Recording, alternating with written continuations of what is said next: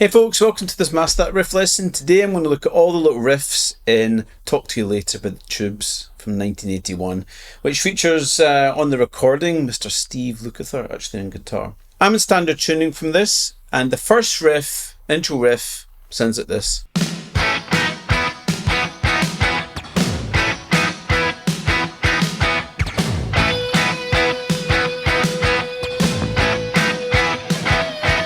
So this little intro riff, or the main riff for the kind of song, this is a classic bit of 80s genius from Lukather here. What we've got is these little stabs. And the first little bit, what we're really doing, I mean this whole tune's in E major, but we're playing an A chord here on the 4. So what I'm doing is playing like an A triad, 2nd fret, the D, G and B strings there. Yeah, and that's played short, nice staccato kind of feel. Then what I'm going to do is put my 3rd and 4th finger on the G string, 4th fret, B string, 4th fret. A nice A Lydian sounding chord there. Yeah. And then the next chord, I move the pinky upper fret. So you have this little melody in the B string. Yeah. So that's your first little bit. So make sure those chords are really stabby, really kind of punchy. Yeah. Now what he does here is subtle. Instead of going back to an A triad here, he keeps the 3rd finger on. So got this kind of A add 9 thing here. And then we basically play 3 chords. So I'm going to play that chord, 2, 4, 2 on the D, G and B strings. Put the pinky on to make 4th fret, again that A Lydian sounding chord. And then back to the kind of A add 9th chord. Yeah, so your melody.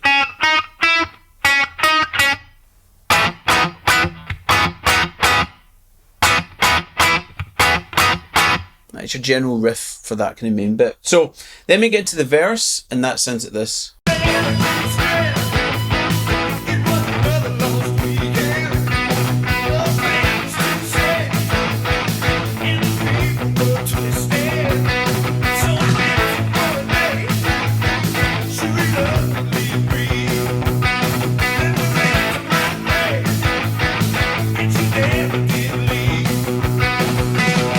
So in our verses, we've got this riff that's 4 bars long that we do 4 times. Now, I think in the recording, it sounds like Lukather's probably double tracked, and there's a kind of, there's a kind of track with a bit of gain, and then they may be DI'd in for the kind of spanky, kind of clean sounds. What I'm going to do is try to arrange this kind of for one guitar. So I'm going to continue to play the riff that we've just done. But what I'm going to do is intersperse all those little gaps with a pan muted A string. Yeah, that. So that's basically our kind of first 2 bars of this 4 bar riff in the verses. And what he does is then he moves into kind of a B here, but to lead into it, just before you get into the 3rd bar, I do 0, 1 on that A string, and then 2 in the A string. So that's quite fast at this tempo.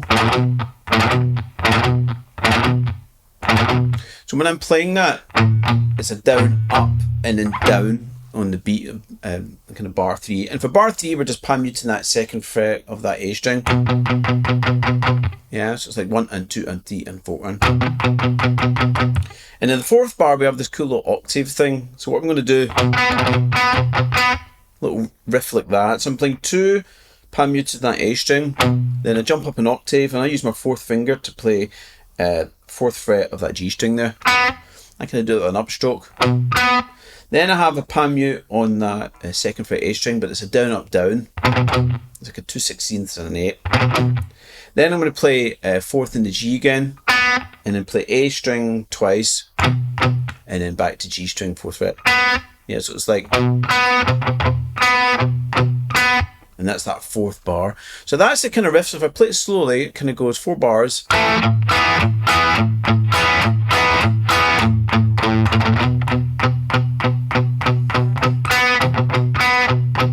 Yeah, and basically we do that 4 times. It's just at the very last bar you can lead into the next riff. So you play that, sorry,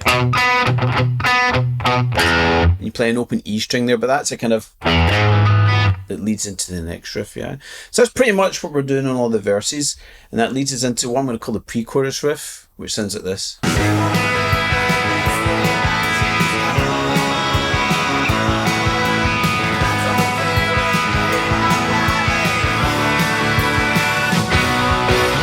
So it was tricky to work out exactly what's going on here. So I think generally this is what's going on. So let's talk about the chords that we're playing. So this first chord, it's basically an E chord, but it's a first inversion, so we get G sharp in the bass. What I'm playing there is 4th fret of the E string with the 3rd finger. And then I'm playing 2nd fret of the D string with the 1st finger. And my 4th finger is going to play 4th fret of that G string there. And then I've got the open B and open E string. And that's going to be a common thing all the way through this. You're going to always have these open B and E strings in the top. The next chord sounds like an A sus2, and I think it's probably played like this. There's a little kind of reference back to the kind of main riff. So I'm playing open A string, still get 2nd fret the D string, and 4th fret that G there. So you're kind of changing the bass note. That A. Then we got a little C sharp minor 7, but played in that nice 80s kind of manner. So I'm playing like a C sharp power chord. 4th fret A, then I've got 6th fret of the D and the G strings there, with that open B and E string. And then we're back to A sus2. And that's your kind of first 4 bars of that. Maybe do that all again. Yeah. But after the A sus2, we then go to a D sus2. So it's like an open D chord with the middle finger off. So I'm playing 2nd fret the G string, 1st finger, and my 3rd finger is playing 3rd fret that B string. And I've got the open E on top. Yeah. So that's kind of the chords. It does that. And D sus2. Yeah. And in the end, you play 2 kind of B power chords. You come in the end of beat 1 there. So you may want to do a upstroke for that. Then you play it again in beat 3. And then beat 4, you kind of slide down to kind of get into the chorus the second time you hear this. Yeah. So what's actually going on is we're kind of arpeggiating these chords. But it sounds like the pattern is we kind of lead in with a 8th note before the beat. So that's what I'd play for the E chords. I'm playing an open E string, which is the last kind of 8th note in the previous bar. And then I play the D, G strings, and then the high E string, and then the B string, letting it all ring out. Yeah. Then I lead into the A chord by playing that 4. And then the open A string, like that. So open A string, D, G, high E, B. And then I play the open A. And then I play my C sharp minor 7, so I'm just playing all the strings there. So I'm playing A string, D, G, then the high E, and B. Play that 4. Get back to the A sus2, and then we do all that again.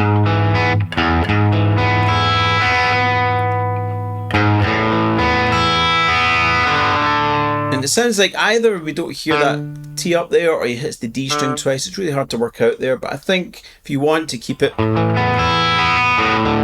you could play the open A string again, and then I'm just going to climb up D, G, B, E, B string for that D sus2. Yeah. So slowly you have this.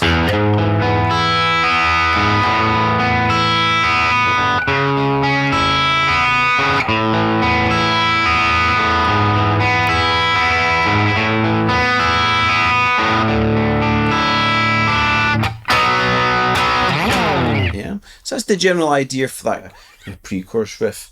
And that gets us into our chorus riff, which sounds like this.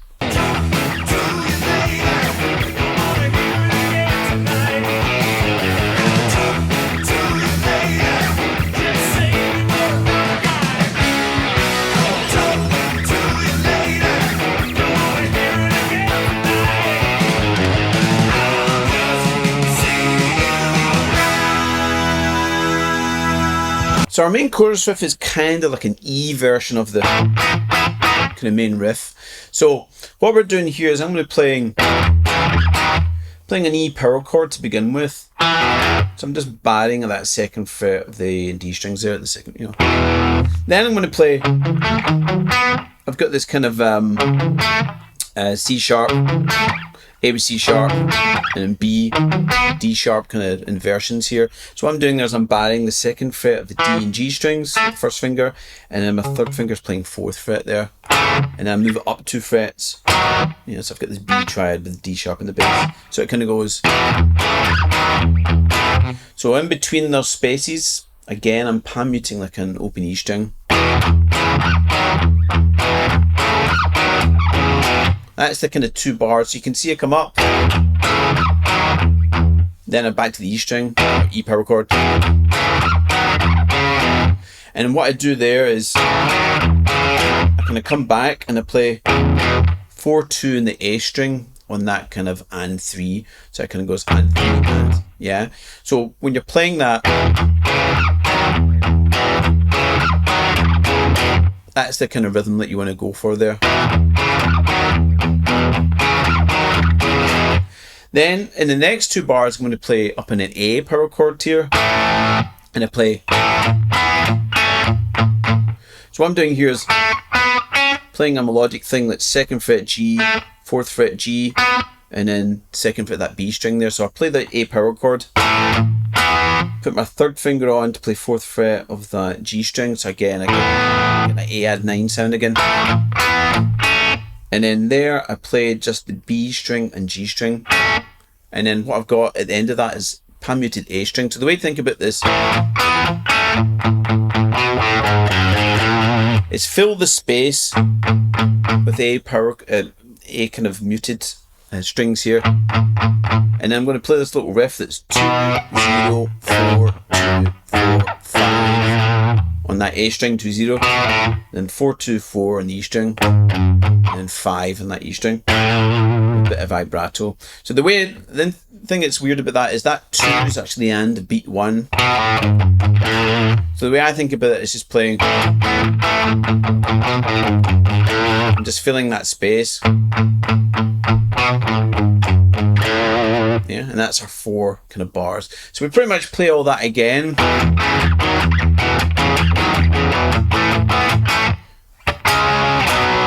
But in the 4th bar in that 2nd time, play a little C power chord or C sharp power chord, and then a B power chord. And you can hear this kind of, you can hear the slide as you're playing that, yeah? So when you get into that, yeah, when you get from that A power chord, put a little bit of space in there. Yeah, there might be even a little slide down. Yeah, let me do all that again.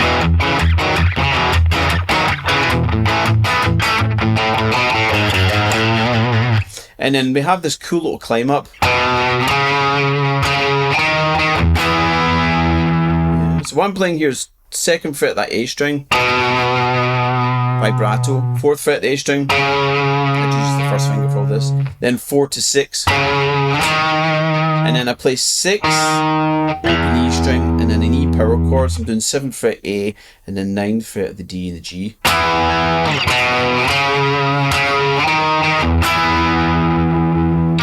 And that's the end of the kind of chorus riff. Okay, so the only riff left is the kind of little bridge riff, a little cool kind of bit with the flanger, and that sounds like this.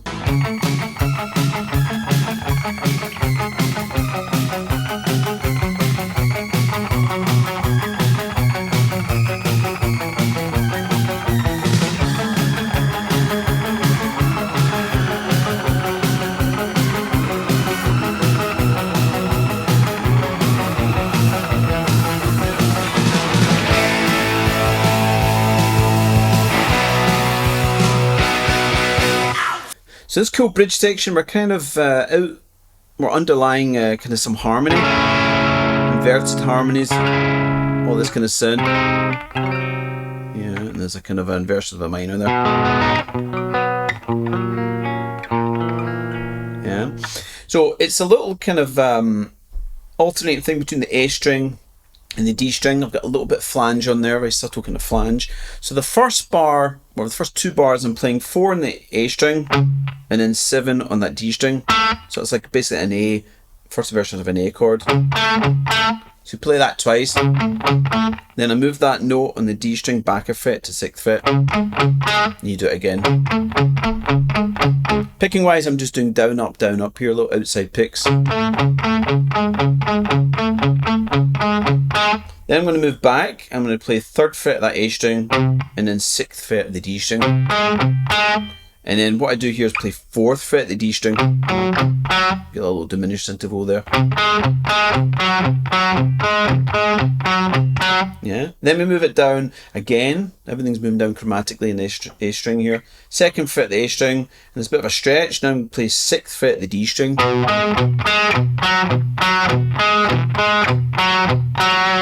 so it's a little bit of a stretch, so you might want to do 2nd finger there maybe.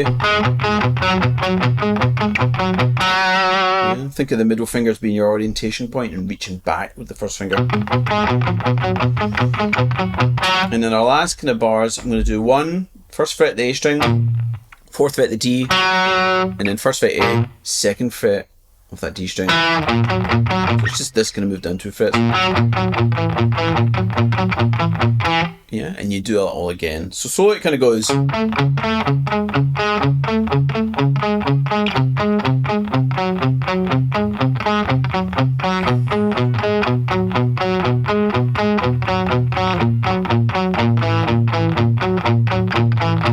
Yeah, and once you do it for the 2nd time, we then play like an A power chord.